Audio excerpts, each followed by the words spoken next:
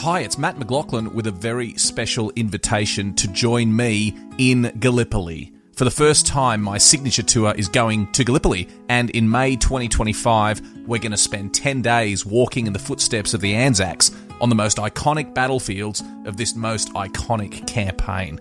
And joining me on this epic adventure is the one and only Peter Hart. You've read the books, you've listened to the podcasts, now walk the ground with Peter and me. Now, this is a one-off tour. It's the only tour I'll be personally escorting in 2025, and having Peter Hart with me just makes it all the more special. I have no idea if we will ever run this tour again, so don't miss the chance to join us in Istanbul on the 21st of May, 2025. Visit battlefields.com.au for full details, and I look forward to seeing you in Gallipoli. To make switching to the new Boost Mobile risk-free, we're offering a 30-day money-back guarantee. So why wouldn't you switch from Verizon or T-Mobile? Because you have nothing to lose. Boost Mobile is offering a 30-day money-back guarantee. No, I asked why wouldn't you switch from Verizon or T-Mobile? Oh. Wouldn't. Because you love wasting money as a way to punish yourself because your mother never showed you enough love as a child? Whoa. Easy there. Yeah. Applies to online activations. Requires port in and auto pay. Customers activating in stores may be charged non-refundable activation fees. Thanks for listening to Matt McLachlan History. Become a subscriber to receive exclusive bonus episodes, ad-free listening, early access to all episodes, and special member-only events. Click on the link in the show notes or visit patreon.com/mmhistory.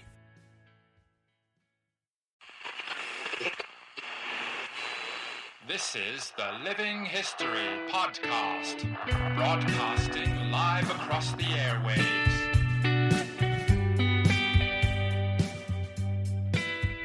Hello everyone, welcome to Living History and a special episode, this one dedicated to Adam Bloom, one of our loyal listeners who has been pestering me for quite a while to do something about the Australian light horse, and I have neglected the topic.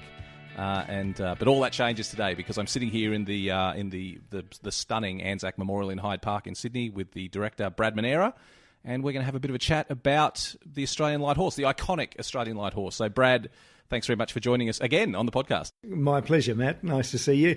And great topic, interesting choice because it's been the source of controversy for so many generations, I suppose. It really captured the Australian imagination really since the creation of Australia's military forces at the beginning of the 20th century, the decade after Federation. Let's talk, where did the idea of this, I mean, the Australian light horse, famous for the charge at the neck in Gallipoli, the famous charge at Beersheba, as a World War I unit, very, very famous. Where did the concept come from? What were the beginnings of the Australian light horse? Yeah, look, I think we can trace it right back to the earliest colonial periods when mobility was essential, and a man on a horse can move a hell of a lot faster than a man dismounted, and the Australian colonies never received British cavalry. During the period from 1788 to 1870, there weren't any British mounted units deployed here. Indeed, even the British artillery that came out sourced horses locally. Because New South Wales, ever since the 1840s, had been a source of horses for the Empire, and horses from all of the Australian colonies. Most of them were sold, particularly to the British Army in India, through brokers in New South Wales. And so clearly they became known in shorthand as whalers. And there was a bit of a mixed breed that was a fairly useful Australian stock horse, famed for endurance as a general purpose riding horse, ideal for flexible cavalry that could undertake a wide variety of roles. In the 19th century, the British cavalry were divided into heavy and light cavalry. Light cavalry were mobile, they were very useful for scouting tasks, for liaison tasks, something that required mobility and speed, and they were not necessarily used primarily as shock troops. They were a mobile reconnaissance unit. Heavy cavalry, on the other hand, did provide that shock element. They rode physically larger horses. They were often armoured cavalry. I guess the last elements of body armour dating to knights in armour. They had bigger swords. They were, and by and large they tried to recruit bigger blokes. And so there was this division between heavy and light cavalry. Heavy cavalry, shock troops. Light cavalry, mobile reconnaissance. Light cavalry largely mounted on ponies, heavy cavalry on horses of 16, 17, 18 hands, big animals. Some of them crossbred Shire horses. They weren't that quick, but by gee, you could hear them coming. And, if you're an infantry in square, soldiers standing shoulder to shoulder with bayonets fixed, and you've got 100, 1,000, 2,000 of these people bearing down on you, the ground is shaking. It's a terrifying spectacle, is being charged by heavy cavalry. It really took very steady infantry to stand firm in front of heavy cavalry. So that was a really useful way of dividing and using the mobility that men on horses provided. By the end of the 19th century, it became obvious when infantry have got breech-loading rifles, they've got range, they've got firepower, and when things like lighter, more mobile field artillery and particularly machine guns start entering the battlefield, the man on a horse is presenting a very large target. And so the traditional mounted arm of armies, the cavalry, start to think about reorganising how they are used on a battlefield. The thought of a mounted cavalry charge is suddenly becoming a specialist task that is used rarely rather than the natural use of cavalry. And so what you tend to find is that cavalry, both heavy and light, are undertaking the same tasks by the late 19th century. They're losing their traditional tasks and becoming blended, and they are providing soldiers who can use the mobility of men on horses, but engage the enemy dismounted, which was traditionally the role of dragoons, an arm of cavalry that gave a mounted soldier firepower with mobility, move from battle to battle, but go into action dismounted. So you've got this very complex branch of the army that can do a whole range of tasks, but they specialise in certain aspects. By the 19th century, that specialisation is starting to disappear. At the same time, the British Army have pulled out of the Australian colonies in 1870, and in the decade that immediately followed, the Australian colonies started to think about the potential for a threat. The British have gone. We're lucky to have an occasional visit from a British warship in the Australian station, but is that really going to help us in the event that the enemy get a contingent ashore? How are we going to deal with that?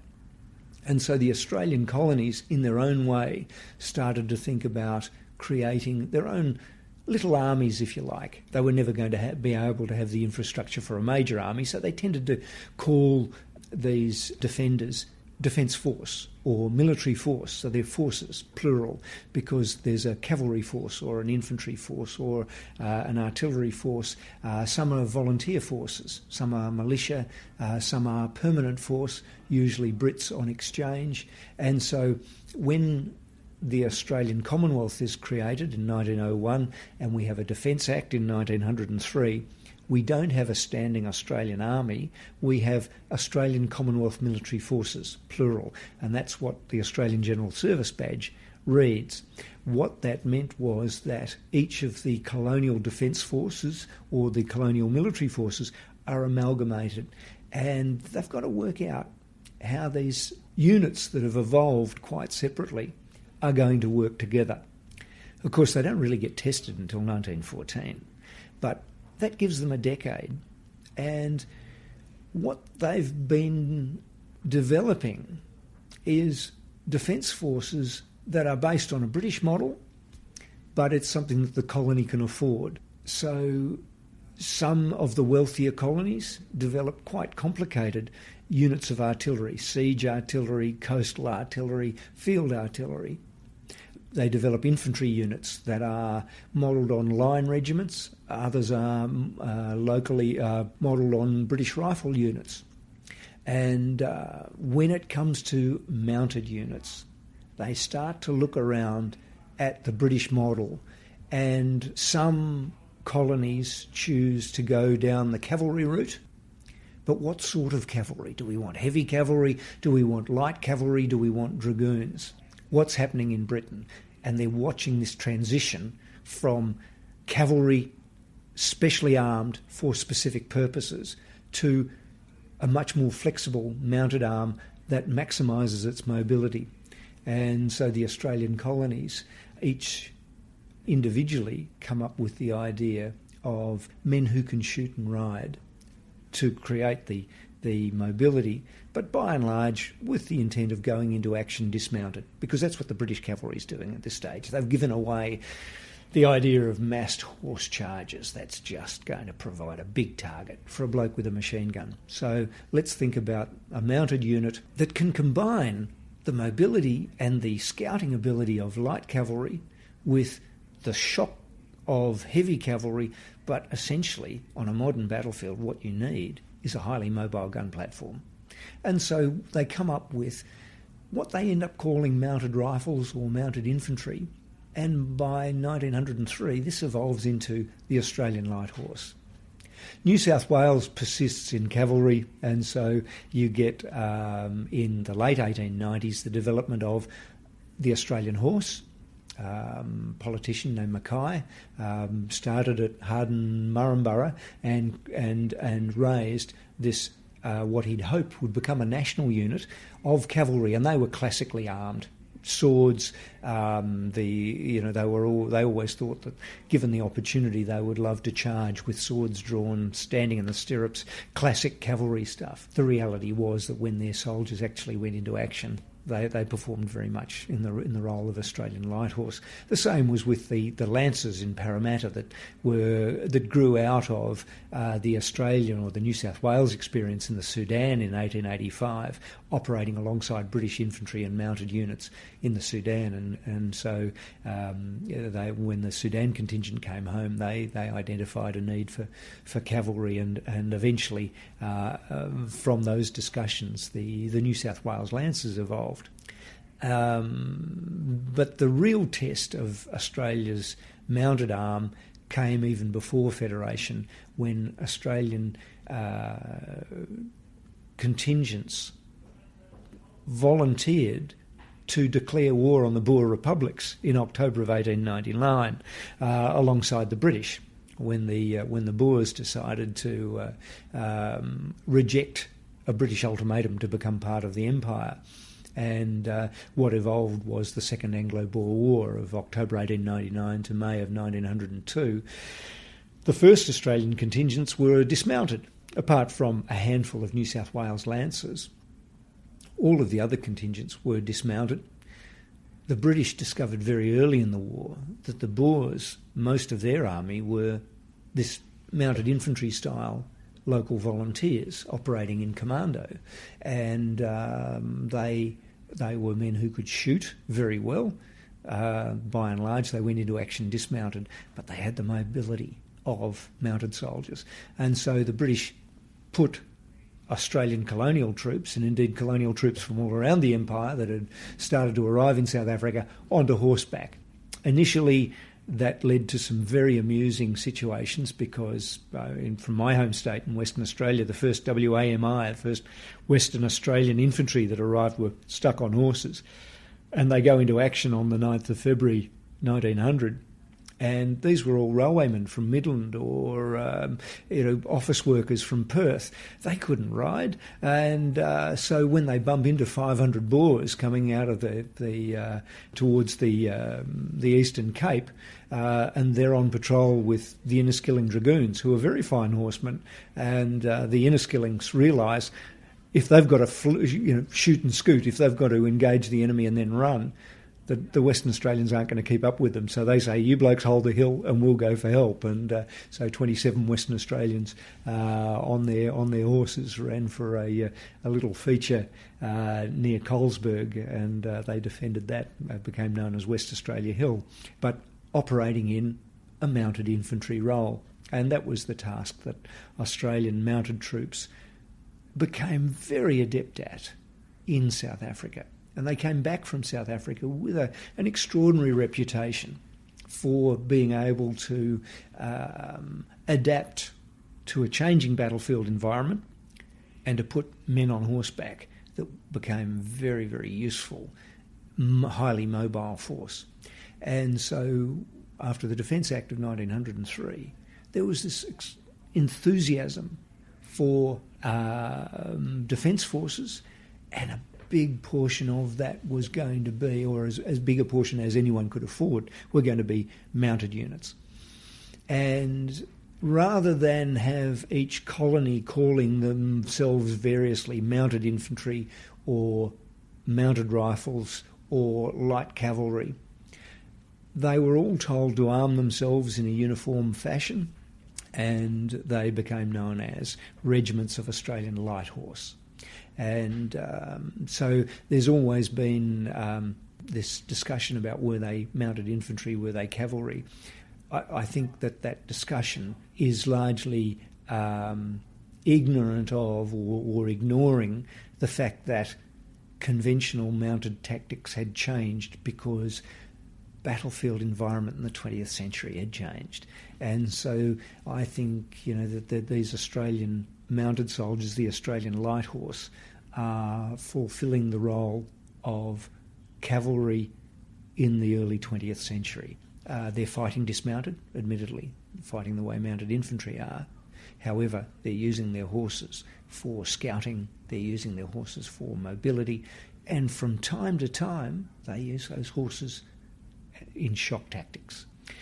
We chose to arm our mounted soldiers as if they were prepared to fight on foot. So the Australian Light Horse were not issued with swords and lances. They were intentionally armed to fight dismounted. And I think that's probably triggered some of the debate about whether they were mounted infantry or cavalry or not. But you look at the structure, and they're clearly squadrons and regiments. They're not companies and battalions, and so they're very much modelled on a British cavalry structure. Brad, fast forwarding to the First World War, which is obviously when the Australian Light Horse performed their most famous acts. Tell me about who were the men who were enlisting in the Light Horse. And I mean, there's a huge romanticism about the Light Horse now. It's seen as a very sexy part of the story. Was it like that in the day? Was a young bloke joining the Light Horse seen as quite a distinguished option compared to just running off and joining the infantry? Joining the Australian Light Horse was very clearly a romantic direction for a volunteer to take. The Light Horse had, prior to the war, always tried to create a degree of mystique about themselves. The Queenslanders were wearing emu plumes in their hats. The Western Australians were wearing black swan's feathers. The Australian Horse in New South Wales were wearing black cock's feathers. So they were identifiably different. They wore, unlike the infantry, they wore leather leggings. They wore leather 1903 bandolier equipment, whereas the infantry was wearing the 1908 webbing equipment. So there was a light horseman stood out, and any bloke with an ego wants to stand out, and so there was a real attraction when the AIF was created to join the Light Horse. And initially, it was going to be the smallest component of our overseas expeditionary force. Initially, the plan was to create an entire division of infantry soldiers, up to 18,000 strong, accompanied by one single brigade of Australian Light Horse. Now, there's well over 20 regiments of these guys in our militia army in 1914. So everybody wants to join. but there's only 4 regiments for them to do that. And so there's this great competition to get into the light horse. What that meant was they could be very, very choosy. And so they were the sons of pastoralists. They were the sons of politicians. It was quite a privilege. And indeed, Western Australia, for example, was initially not invited to create an AIF light horse unit. And there was an enormous outcry, and there was a strong local sentiment that if I can't ride to war, I'm not going. I'd rather stay with my horse back in Western Australia and so it took several months before Western Australia was finally allowed to raise a light horse regiment AIF. So yes, absolutely, there was a very, very strong mystique about the light horse. Look, perhaps it was a hangover from the Boer War, perhaps it was a hangover from the days when our politicians said that, there was this inducement to enlist, and the government only wants men who can shoot and ride. Perhaps it was a hangover from some of the industrial disputes in the late 19th and early 20th century, where the light horse had played a significant role in aid of the civil power, in strike breaking and that sort of thing. Probably these days we'd question the role of the military in aid of the civil power, but it was certainly a resource to be used in colonial and early 20th century Australia. But yeah, absolute mystique about the light horse. They look different. Indeed, they look fabulous when they riding down George Street in Sydney or down the terrace in Perth. People saw them and that was a unit that you wanted to join. That mystique came crashing down a little bit with the Gallipoli campaign, when the light horse were deployed to Gallipoli unmounted, left their horses behind. Well, I mean, we all know the story. I mean, I don't think we have to spend too much time, delving into the history of the neck, etc. But talk to me about what was the relationship like between the infantry and the light horse at Gallipoli, for example, in a place where everyone is jammed in, living amongst their own filth, and it was a great equaliser, the killing fields of Gallipoli. What was the relationship like between the infantry and the light horse in that environment? I think the Gallipoli campaign is a really fascinating study for exactly examining the relationship between the mounted and dismounted arms within the AIF. Obviously, the campaign began with an infantry assault that bogged down on the second line of ridges by 10:30 in the morning of the first day. And then as the Turkish counterattacks continued through May, there were calls for reinforcements, and the AIF decided that the light horse regiments would be broken up and sent as batches of reinforcements to the infantry. The light horse absolutely jacked up, said, no, we will go, but we will go as identified bodies. We will not be absorbed into the infantry. And so the situation was so desperate that they clearly needed the units to deploy. And so the light horse left about 20 to 25% of every regiment stayed in Egypt to keep the horses healthy, keep the horses fit. They hoped that when the breakout of the beachhead at Anzac was achieved, then they could suddenly whip their horses over to the peninsula. The boys would get back into the saddle and ride to Constantinople.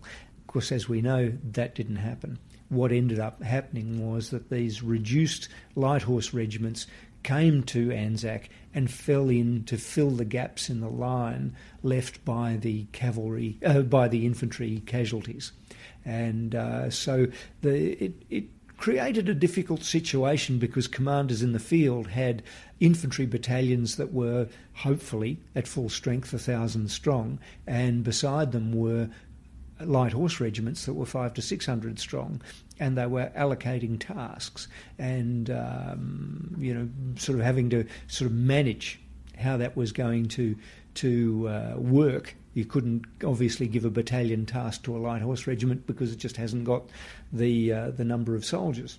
Nevertheless, it worked. The light horse fell into the line. The infantry didn't seem to have a problem with them at all. They preserved the 1st, 2nd and 3rd light horse brigades preserved their brigade structure, and so the 4th Light Horse Brigade was broken up and used as reinforcements to other light horse regiments, not to the infantry.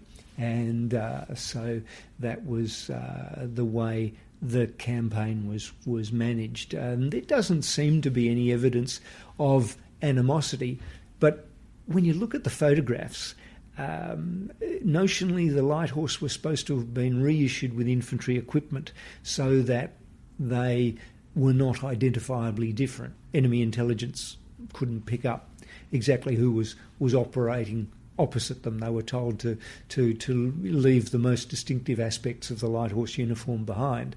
And yet the photographic evidence would suggest that enough of the light horsemen smuggled their leather bandoliers and even, from time to time, emu plumes ashore at Gallipoli, and leather leggings and so on, and you see photographs of light horsemen, and they're very obviously light horsemen using their 1903 mounted pattern equipment rather than the infantry kit. When it comes to weight loss, no two people are the same. That's why Noom builds personalized plans based on your unique psychology and biology. Take Brittany. After years of unsustainable diets, Noom helped her lose 20 pounds and keep it off. I was definitely in a yo-yo cycle for years of just losing weight, gaining weight, and it was exhausting. And Stephanie. She's a former D1 athlete who knew she couldn't outtrain her diet, and she lost 38 pounds. My relationship to food before Noom was never consistent. And Evan, he can't stand salads, but he still lost 50 pounds with Noom. I never really was a salad guy. That's just not who I am. Even through the pickiness, Noom taught me that building better habits builds a healthier lifestyle. I'm not doing this to get to a number. I'm doing this to feel better. Get your personalized plan today at Noom.com. Real Noom users compensated to provide their story. In 4 weeks, the typical Noom user can expect to lose 1 to 2 pounds per week. Individual results may vary.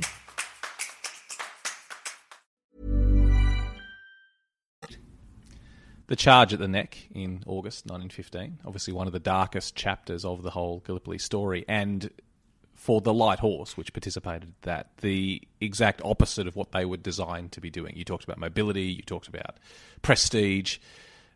Charging against machine guns and losing hundreds of men in that tiny little patch of ground was, I'm sure, something that the light horse never even dreamed of. What effect did the neck have on the light horse from that point going forward? The charge at the neck is an interesting study because it was part of a grander strategy to break out of the Anzac beachhead.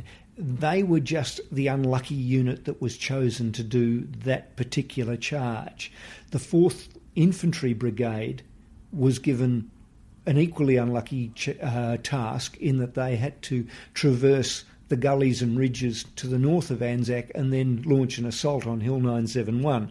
They failed in that, like the light horse failed in their attack on the neck. So it wasn't necessarily that there was a difference between the light horse and the infantry. At that stage, they're all doing exactly the same task. I suppose the big problem was that a light horse regiment is smaller than an infantry battalion, and so when the Victorians of the 8th Light Horse and the Western Australians of the 9th Light Horse suffer 80% plus casualties, it really affects the unit morale, and it has a devastating effect on the people at home because these people, by and large, have enlisted together.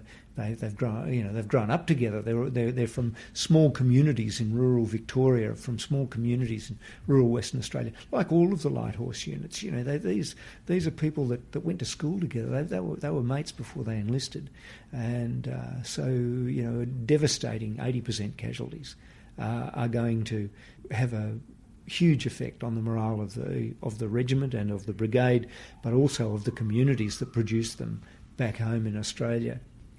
Some have argued that the 3rd Light Horse Brigade wore the ghosts of the charge at the neck on their shoulder for the rest of the Sinai-Palestine campaign. They were a constant presence that these regiments had suffered very heavily. I don't know. Some populist historians have made that claim, I don't know, by 1916, the casualties from Gallipoli have been replaced by a massive recruitment drives and a very, very enthusiastic home population that have volunteered. So, you're not getting many Gallipoli survivors amongst the Australian Light Horse regiments by the end of the Sinai campaign. And that's a devastating campaign. So the guys come back from Gallipoli, the light horsemen come back from Gallipoli, they're reunited with their horses. I can only imagine how heartbreaking it was for the blokes to recognise that there are a lot more horses here than there are men to ride them. I think that's something that would be very little has been written about. It'd be fascinating to try and find people that have written, whether they're diaries, whether they're letters home, seeing a mate's horse when that bloke is dead at the neck and his body was not recovered until 1919, or his remains were not recovered until 1919, that you get back and you discover that your horse is still alive and fit, as is his, but he's dead. But soon there's somebody else in that saddle, and they recognise that the canal is under threat.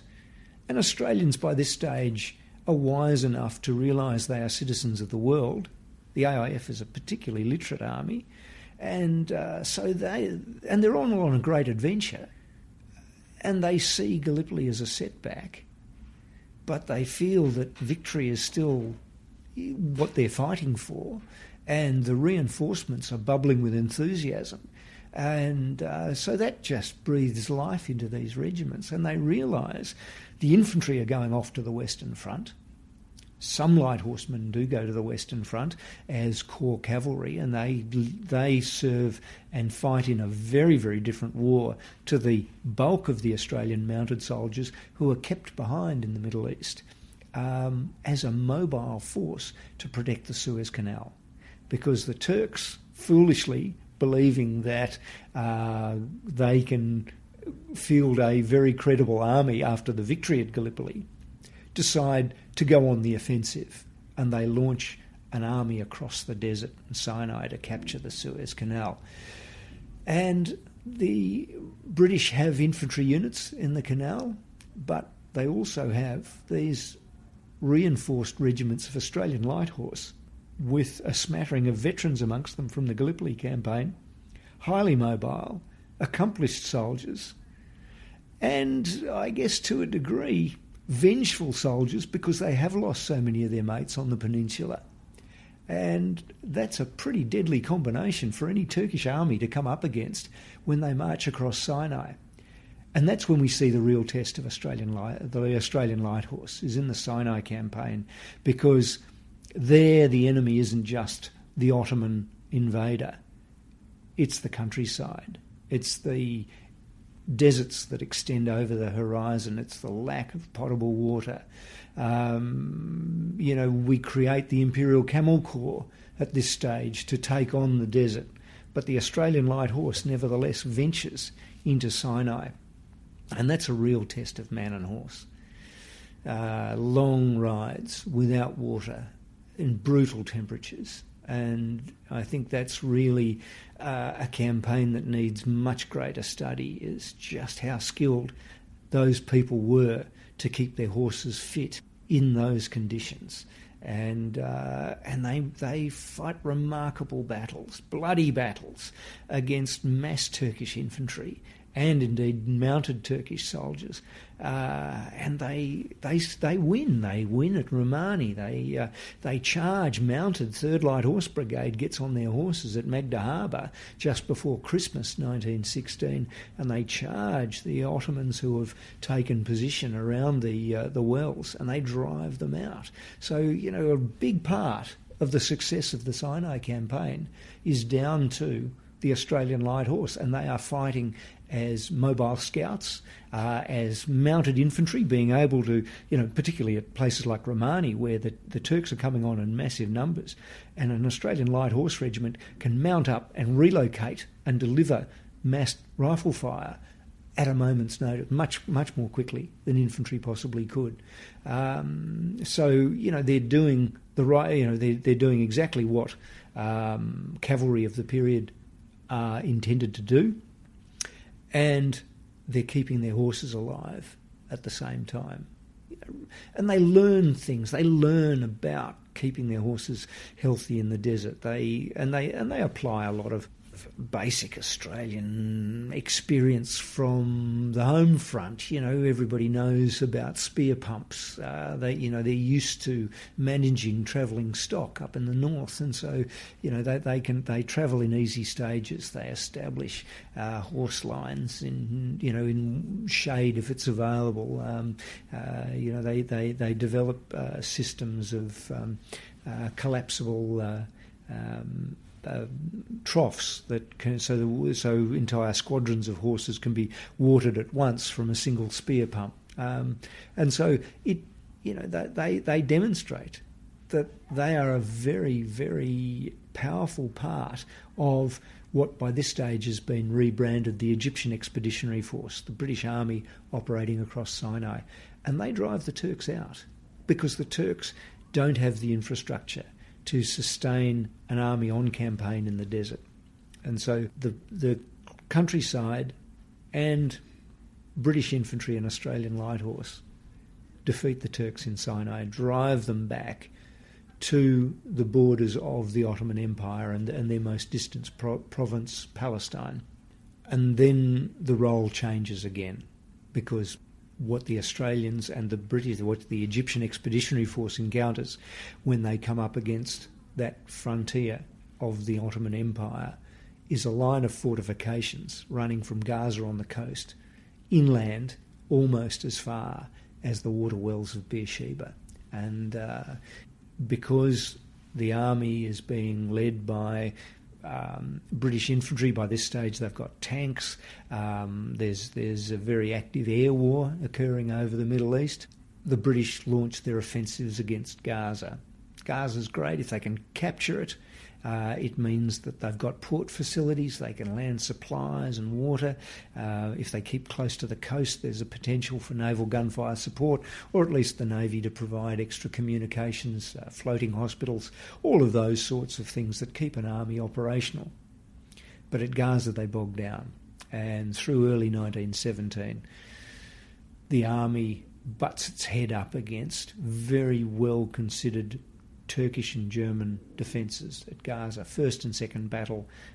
First battle almost succeeds. The Australian light horse do this extraordinary flanking move, but because of the poor communications, the fog of war, if you like, they're withdrawn.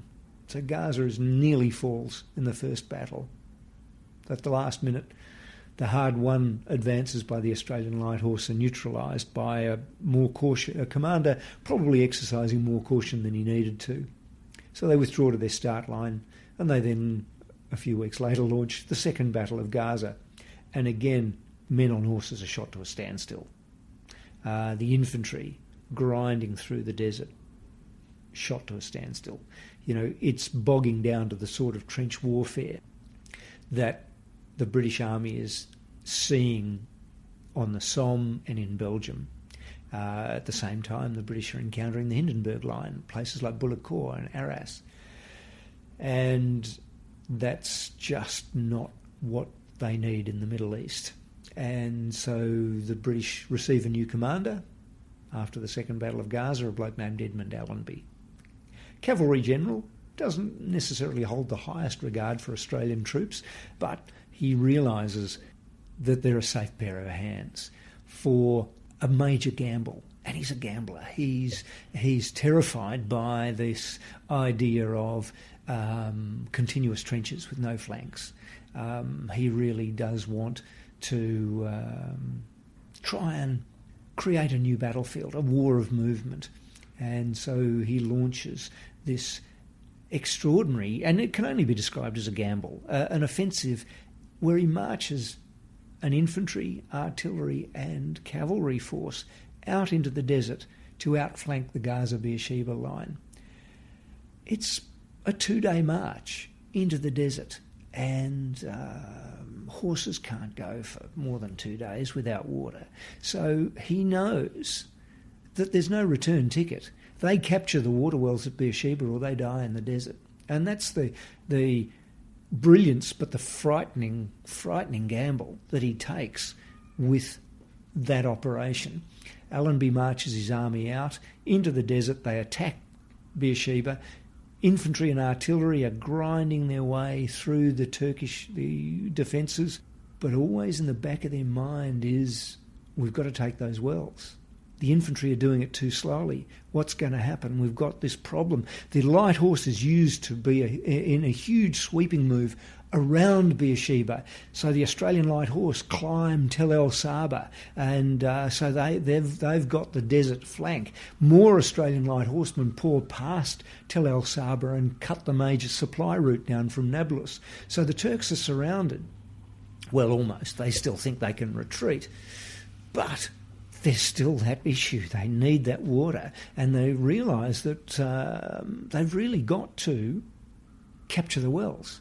And they're aware that any engineer with half a brain is going to have wired the wells. If the infantry are going to, if they do break through the Turks, the last thing the enemy are going to do is decide on scorched earth. They're going to blow up those wells. And so Allenby realises we've got to take those wells.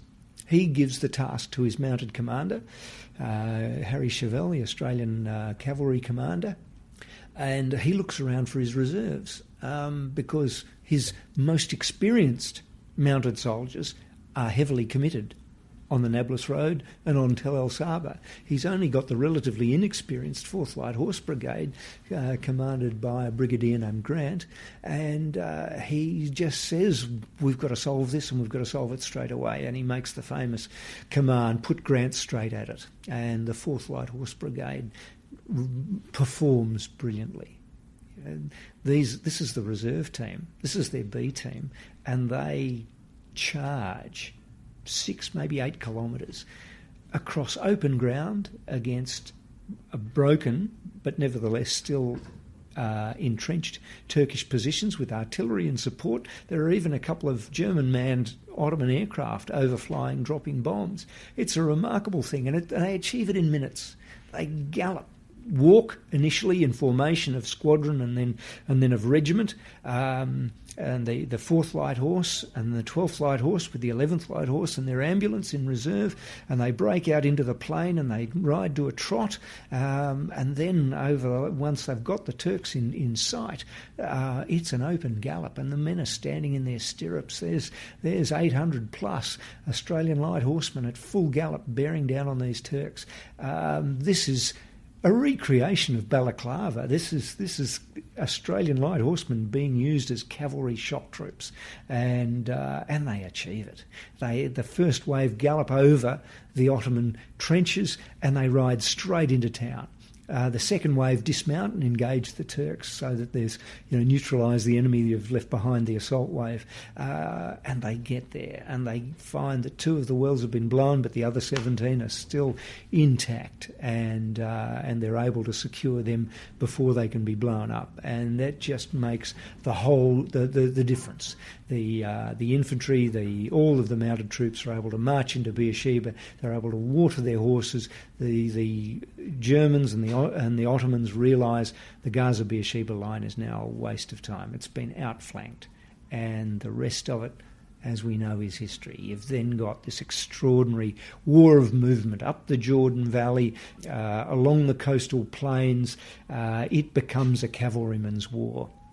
And the Australian Light Horse take to it. The Camel Corps is dissolved, and the Australian Light Horse takes a major role in the campaign up in the Jordan Valley. They ride into what's now Jordan, they raid Ez Salt, they ride towards Amman, they sweep around behind the Turkish defences. It's an extraordinary campaign.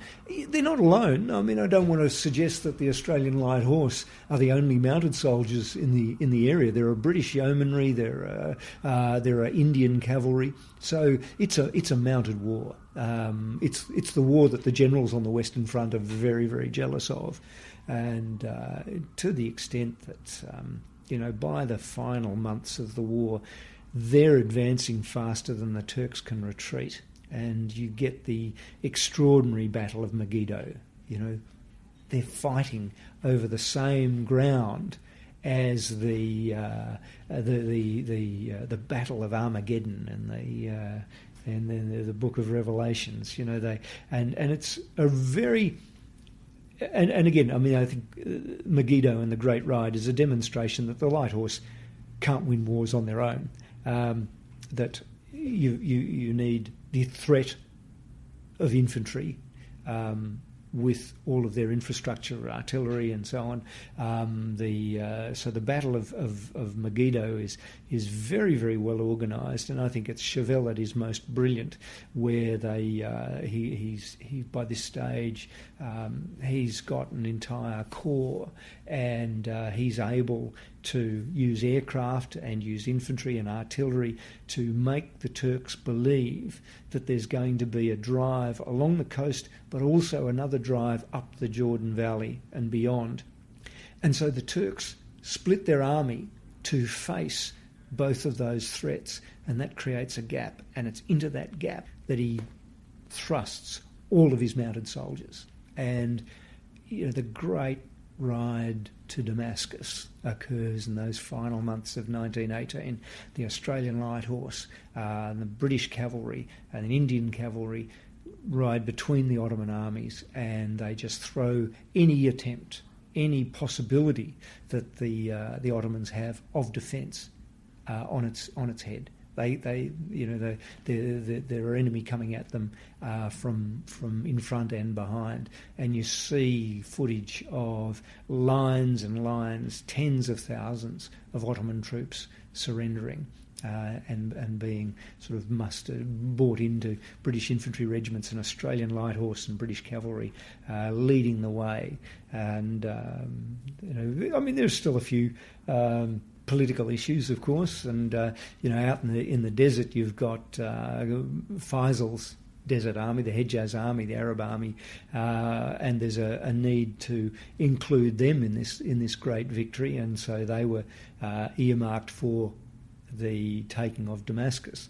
The Australian Light Horse played a role. They were told to destroy the Ottoman retreat route down the Barada Gorge, and to ride around Damascus, neutralise any threat to the Arab army so that it could march in victorious. And the 3rd Light Horse Brigade, the survivors of the charge at the Neck and their reinforcements are given the task of riding around the city. And they're led by a chap named Arthur Olden, commanding the regiment at the time.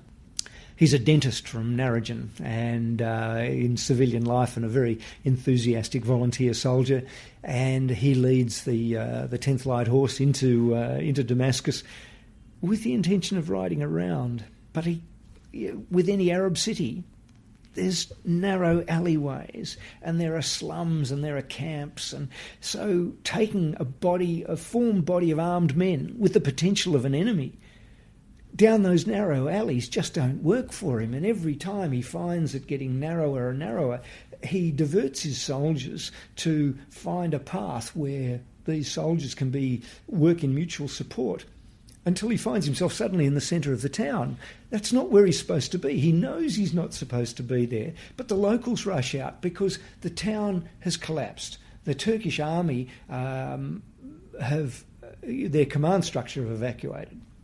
And so, part of the town's on fire, there's rioting and looting going on. The local administration thinks we need somebody to restore order. They see this armed body of Australian Light Horsemen marching through the Grand Square, and they grab them, almost drag them out of the saddle, bring them into the Grand Sarai and surrender. The oldest city on earth surrenders to a dentist from Narrogin.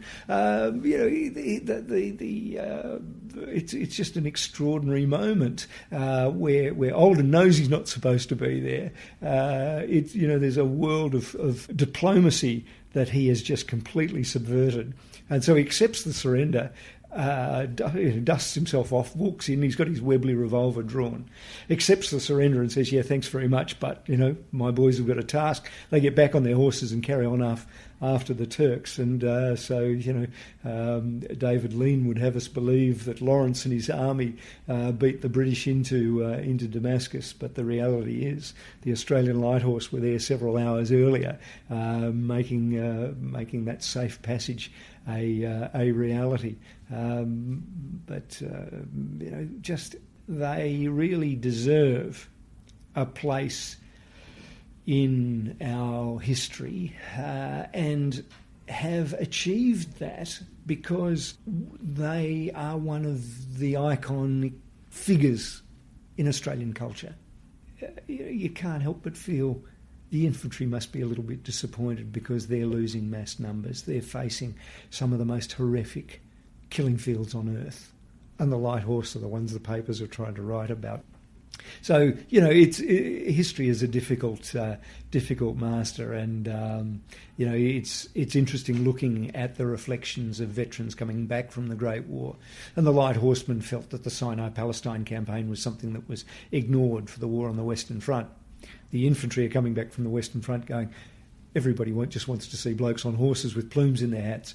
I guess the reality lies somewhere in between. But as a result of the Great War, generations down the track, the Australian Light Horse has certainly ridden into our history. Just finally, Brad, the Light Horse obviously changed and was mechanised and refitted and formed other parts of the army, where indeed there's still elements of it that remain today. What's that legacy for the serving people today? Is the Light Horse still seen as a badge of honour to those units that have that connected history? Oh, certainly. I think one of the great untold stories of World War II is the role of the Australian Light Horse in those early years.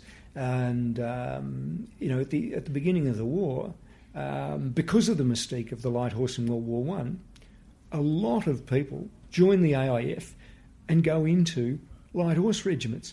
It's extraordinary. Again, if I'm harping on about 10th Light Horse, but you're seeing blokes with incredibly low WX numbers, 2 and 3 digit WX numbers, indicating they've volunteered for service anywhere in the world in the 2nd AIF, but they want to join the 10th Light Horse, and they don't go away. And they end up doing these remarkable long-range patrols up and down the western third of the country. It's an untold story. They're riding through the Murchison Desert. They're riding up and down some of the most inhospitable country in Australia. The same with our mounted units in the Northern Territory when the Japanese threat closed on Australia. The Light Horse was seen as a valuable part of the AIF in the early years of the war, but soon it was demonstrated that World War II was going to be a mechanised war, and so mounted units traded in their horses by and large for vehicles, patrol vehicles. We got lots of American White Scout cars. We eventually got the American light tanks, and the British Matildas, and used them very effectively in the jungles and in New Guinea and Borneo. So, in answer to your question about the history and legacy of the Light Horse within the current Australian Army, yes, it's alive and well. Yeah, absolutely. Every Anzac Day you see blokes that have served with 2 Cav in Iraq and Afghanistan, our 2nd Cavalry Regiment, very proudly wearing Light Horse plumes. Our armoured units were very pleased initially to wear the black beret and the traditions of the British tankies, but when it comes to ceremony, they don't mind a slouch hat with emu plumes. And certainly the Australian Army Reserve, the mounted units of the Australian Army Reserve, preserved many of the traditions created by the Light Horse in Sinai, Palestine. Well, Brad, thank you so much. We could have I'm sure we could continue for many more hours, and we'll probably do a follow-up podcast to cover other areas, but it's just been absolutely fantastic. So, like always, thank you so much for your time.